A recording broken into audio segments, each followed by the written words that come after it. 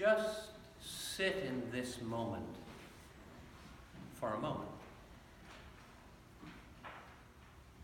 This week, you could say that we have a sermon before we hear the gospel reading. But really what we have this morning is a sermon between two gospel readings. And that's the moment that we're in.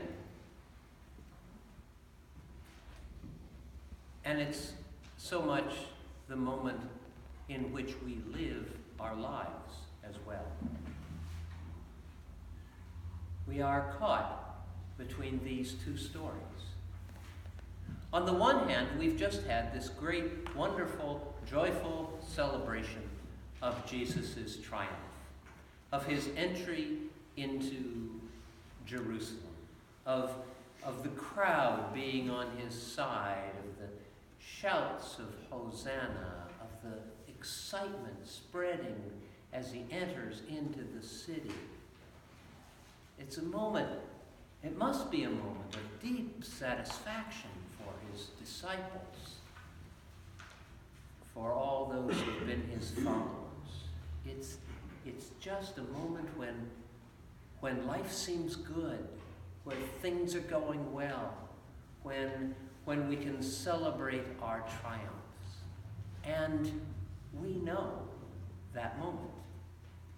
We've had those moments in our own lives. Maybe over and over and over again we've had them. Those moments when in a funny way we feel triumphant. In a funny way we feel like all is right with the world, that things are going to work out. That the goodness and love which we hope that we can live by, we can live by. That things are going to be more peaceful, that there's going to be more joy, that the world will be a better place.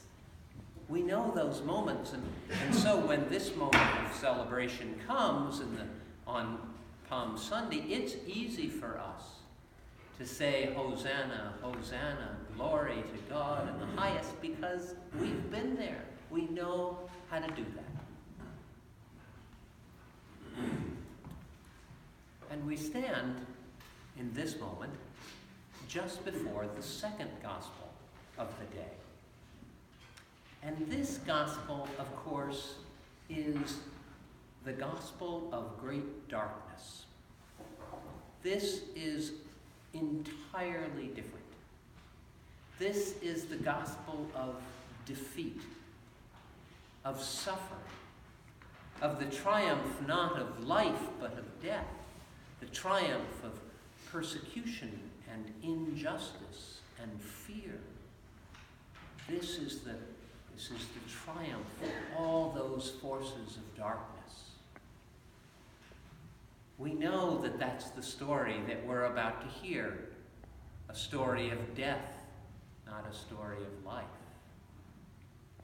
And we know that, and we can be a part of that story because we know that story in our own lives, because we have been there as well.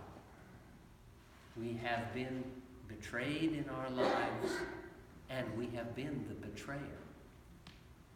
We have been the one who has acted out of prejudice and contempt and fear towards the stranger. We have been the one who has been persecuted by those who have arbitrary power in the world. We know how that works because not only have we been the victims of that darkness in the world, but we have been the bearers of that darkness in the world as well. And we know that about ourselves. And so when we hear this gospel story, we know that we are a part of it. So here we are in this moment between the one story and the other. The one which throws us into joy by the stuff of life, and the stuff the story that throws us into despair about the loss and the grief of life, about the sadness of the world.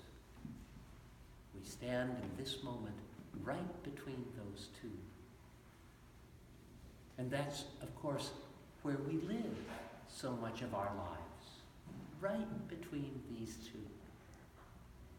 St. Paul says in his letter to the Corinthians that as a Christian community, what we are to do is we are to grieve with those who grieve, and we are to rejoice with those who rejoice.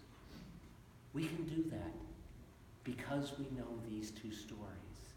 We know both how to grieve and how to rejoice.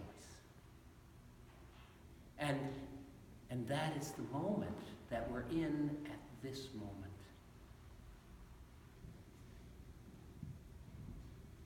But this is not the moment where we can put that into perspective. The moment when that reality of our lives comes into perspective is on Easter morning.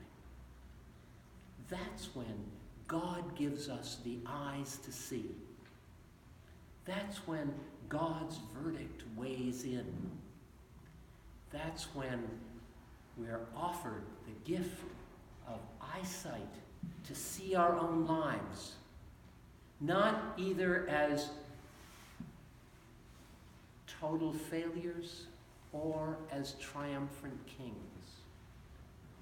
We are given the chance to see our life for what it is, for this passage between Palm Sunday and Good Friday. Given the chance to see that this is the path of life that God gives us, and that ultimately God is triumphant. On those days when we feel triumphant, on those days when we feel despairing, God says to us that God has made life triumphant.